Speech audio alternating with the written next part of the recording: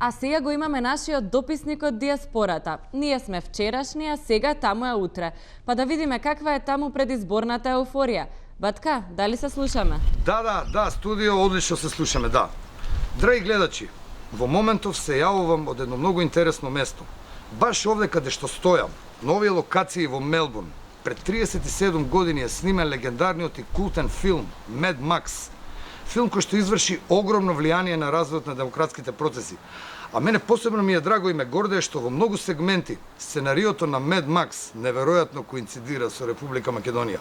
А исто така и еден наш многу познат аналитичар, кој што сакаше да остане анонимен, тврди дека во Македонија од секогаш било така и дека исто било и 903-та, само немало интернет.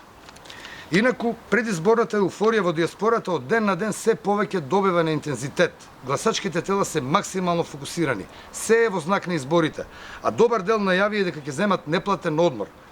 А добивме информација првична дека на денот на гласањето се откажани 4 свадби, 3 крштевки, 2 кукни слави, 1 сунет и 2 имендени.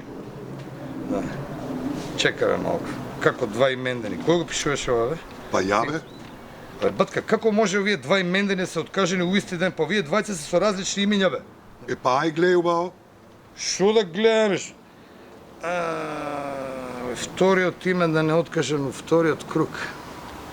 Драги гледачи, грешка. Со попрецизни информации ќе се јавиме накнадно. Студио? Добро, благодарам, батка.